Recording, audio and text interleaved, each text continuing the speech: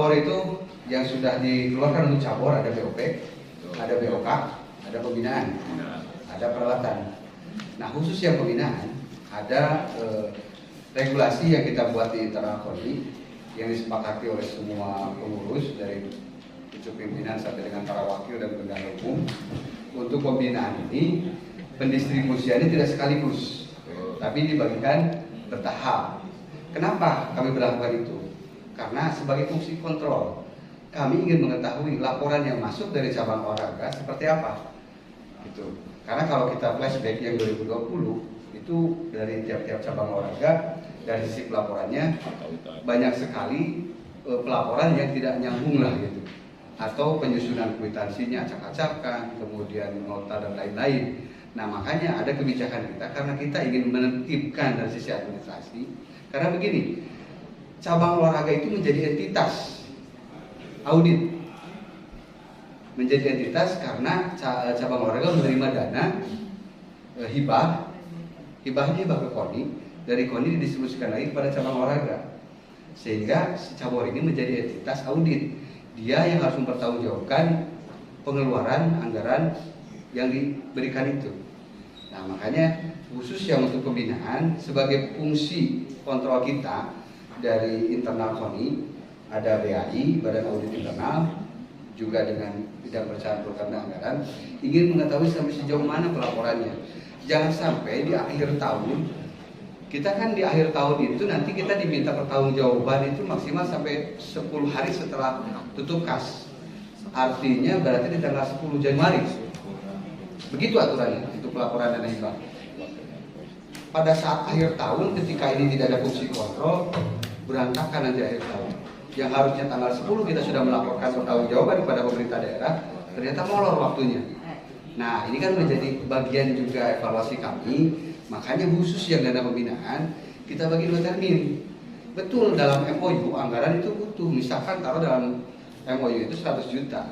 Tapi yang diberikan ke Bapak Ibu pengurus cabur itu baru setengahnya kan begitu, 50%, berarti 50 juta.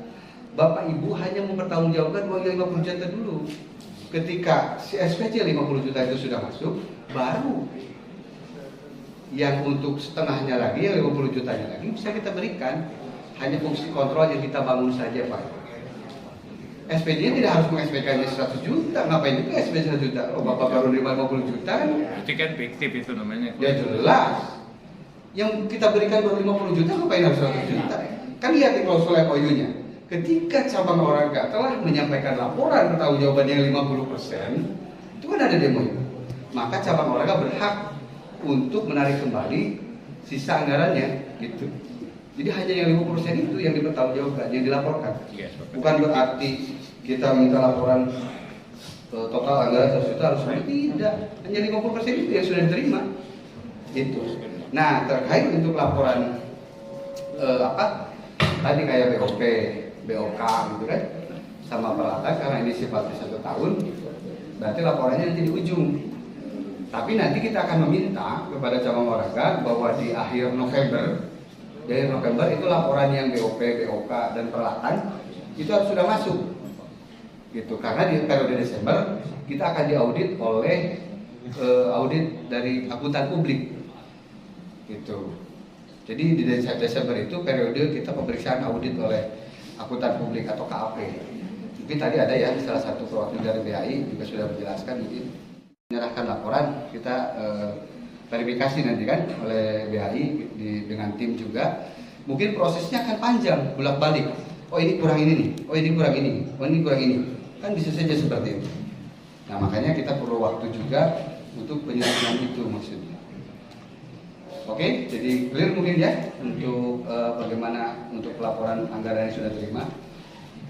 Nah kita di untuk di internal KONI sebenarnya sudah dilaksanakan sistem yang kita bangun sudah dibangun, bahwa setiap bidang itu kalau di internal KONI mereka harus menyusun RKA atau rencana kerja anggaran gitu. Kenapa RKA? Fungsi RKA ini apa? Sebagai fungsi kontrol apa yang direncanakan, apa yang akan dilaksanakan, apa yang dipertanggungjawabkan.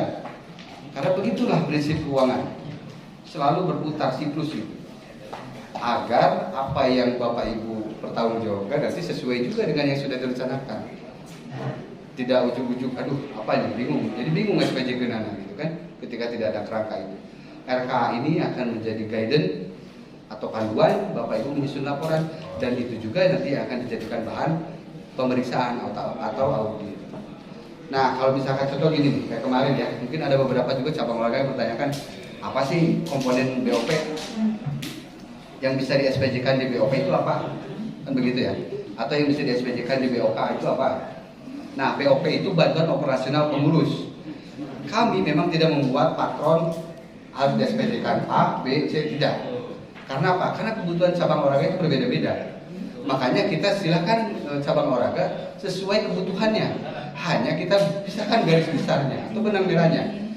Ini loh, BOP itu bantuan operasional pengurus namanya. Artinya untuk operasional pengurus boleh transport ketua Pengcap, bendahara. Karena kan selama ini yang hanya diberi intensif kan hanya atlet dan pelatih. Saya kok nggak nerima gitu kata ketua Pengcap. Hanya atlet dan pelatih diperhatikan gitu. Honor saya mana nih sebagai ketua? Nah, salah satunya di itu. BOP itu bantuan operasional pengurus, boleh digunakan untuk transport ketua atau bendahara, ATK gitu, fotokopi dan lain-lain. Ranahnya itu. Lalu apa yang dimaksud dengan BOK? Bantuan operasional kegiatan. Bapak Ibu di cabur mungkin ada rapat-rapat, ya kan? Ada rapat-rapat, kemudian ada contoh ketika si atlet ini misalkan ada uji tanding di luar trail ya, atau latihan ke tempat mana, misalkan latihannya berpindah tempat, atau bisa juga diperuntukkan untuk sewa lapangan ketika ada gitu kan, untuk sewa lapangan. Saya mau nyewa di latihannya di sini, itu dana BOK bisa digunakan. Itu, nah itu yang sifatnya menunjang teknis ke kegiatan keberlangsungan pelaksanaan kegiatan latihan. Itu ranahnya ada di BOK. Nah itu pemilahannya. Kita hanya memberi garis benang merah saja. Di awal kita sudah sampaikan ke Binpres bahwa BOP itu begini, BOK itu begini.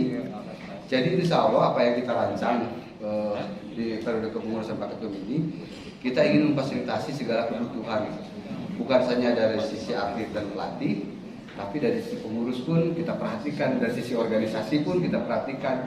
Dari keorganisasian kan kita ada dana untuk penyelenggaraan muscap, ada itu, ada jadi bidang organisasi. Artinya ketika Bapak Ibu yang masa kepengurusannya habis, misalkan habis di tahun ini, misalkan di Desember gitu, Bapak dan Ibu bisa mengusulkan ke bidang organisasi, lapor. Walaupun memang di bidang organisasi sudah ada datanya sebenarnya, bahwa cabur A ini habis kepengurusan di bulan ini, itu sudah ada datanya. Tapi Bapak Ibu ketika misalkan mendapati kepengurusan sudah habis di tahun ini, misalkan di Desember, Bapak dan Ibu bisa mengajukan surat permohonan bidang organisasi untuk mengajukan anggaran pelaksanaan muscap. Keseluruhan KONI Kabupaten Subang ini, baik laporan internalnya maupun laporan dari cabang-cabang olahraganya dapat dilaporkan dengan transparan dan akuntabel. Kedepan kita akan bangun sistem juga untuk ke cabang olahraga, karena untuk internal KONI sudah ada sistem aplikasi untuk penginputan RKA. Jadi nanti akan terintegrasi penyusunan RKA sudah by system. Mungkin kalau yang teman-teman di pemerintahan sudah hafal namanya SIPKD atau SIPD lah kalau sekarang. Nanti akan terintegrasi ke sana. Jadi nyusun RKA pun tidak manual lagi, tapi sudah ikut ke sistem. Kita adaptasinya ke sana. Kenapa kami memilih itu? Karena dengan sistem lah tata kelola administrasi ini dapat dilaksanakan dengan tertib, dengan baik. Tujuannya itu untuk membangun organisasi ke depan yang lebih baik, termasuk manajemennya. Ini yang dicita-citakan oleh Pak Ketum, visi-misinya yang sangat luar biasa, dan kami sangat mengapresiasi ini, sejalan seprinsip dengan pemahaman kami bahwa KONI ini adalah organisasi besar yang harus lebih baik, yang harus lebih profesional dari sisi manajemennya. Bapak Ibu boleh dicek ke KONI-KONI lain mungkin yang baru menerapkan sistem begini, yang saya tahu ya baru Kabupaten Bogor karena dia eks tuan rumah kemarin, dia sudah mulai pendekatan seperti ini. Kemudian Kota Bandung dan KONI Jawa Barat sendiri. Artinya apa yang kita laksanakan di sini banyak dipengaruhi juga kita adopsi ke KONI Jawa Barat. Pak Ketum ketika awal menjabat sebagai Ketua Umum KONI Subang bolak-balik terus ke KONI Jawa Barat. Apa sih yang kurang? Apa sih yang harus dilakukan? karena beliau memiliki visi yang cita-cita yang besar, bagaimana membangun KONI menjadi organisasi yang tertib. Ini kan bentuk yang luar biasa dari Pak Ketum. Kenapa? Karena investasi kita itu bukan di hari ini, tapi untuk Porda berikutnya. Banyak kekecewaan dari Porda-Porda kemarin. Mana atlet lokal, mana atlet kurang, itu yang menjadi kepedihan dari Pak Ketua Umum. Makanya sekarang kenapa pembinaan harus dijalankan, prestasi pun harus dicapai. Kan begitu. Investasi kita itu di Porda nanti Pak sebenarnya. Hanya bentuk pertanggungjawaban penggunaan anggaran ini yang besar ini, prestasi game kudu dicapai, kan begitu. Sehingga harapan kita ke depan, Pak Ketum ini, di Porda nanti, 85% atlet lokal KB. Siapa yang tidak bangga dengan begitu? Kan luar biasa itu. Yang paling penting, apa yang kita lakukan hari ini dan ke depan, kita mempunyai semangat yang sama, kita bersinergi untuk membangun olahraga Kabupaten Subang. Sudah tidak musim lagi di cabang-cabang itu, atlet yang harus diperhatikan. Tinggal menjaga ritme saja. Kan begitu. Ini terobosan yang luar biasa dari Pak Ketum. Setelah beberapa kali diskusi dengan kami, dengan Pak Bendu, dengan semua para wakil, bahwa ini akan kita bangun. Siapapun nanti pengurusnya ke depan, belum tentu saya pribadi mungkin besok lusa bisa di PW ke Pak Ketum. Bisa saja. Tapi minimal ketika saya diberikan amanah jabatan sebagai ketua bidang perencanaan program dan anggaran, saya sudah meninggalkan fondasi monumental, sistem yang dibangun.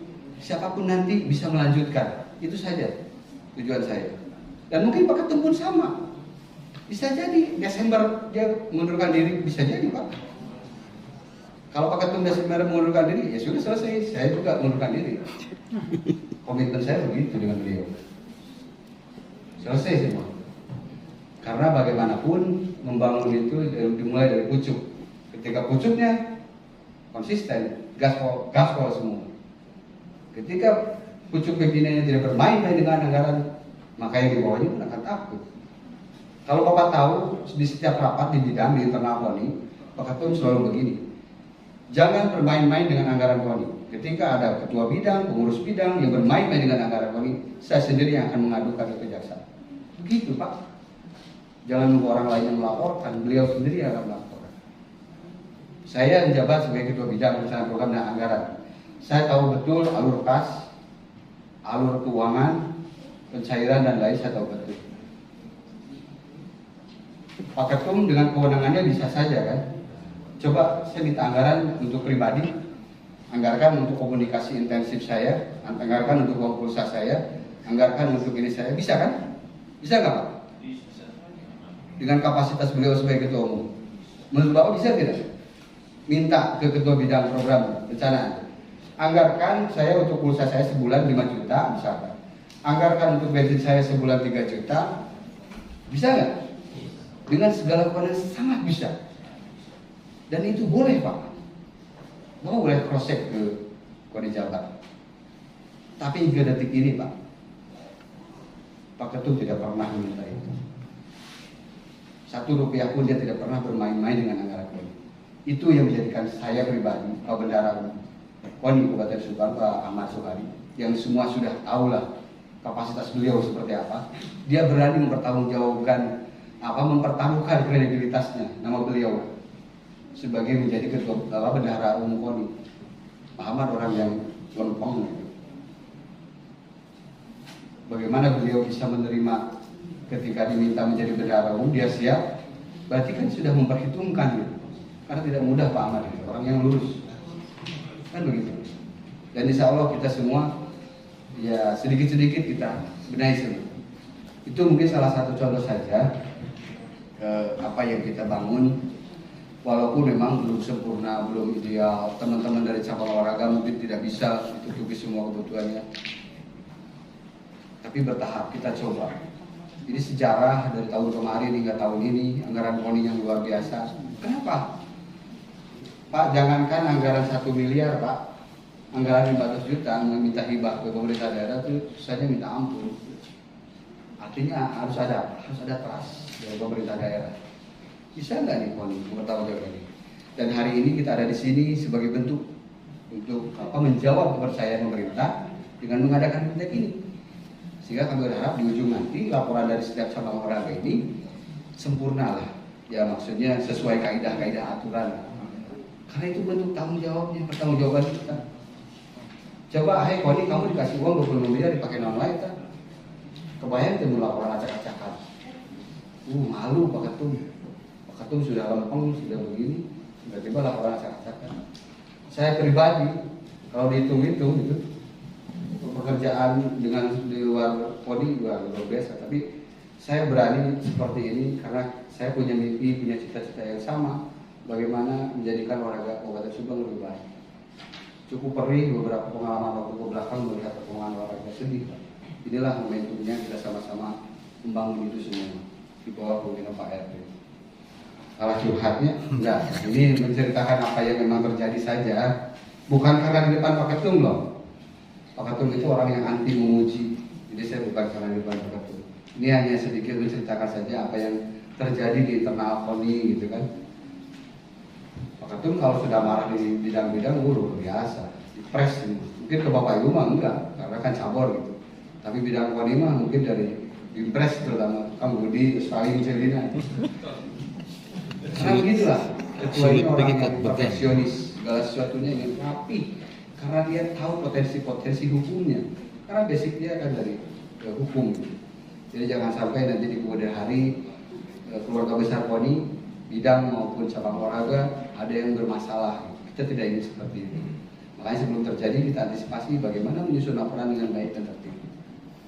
Gitu Pak, Ibu.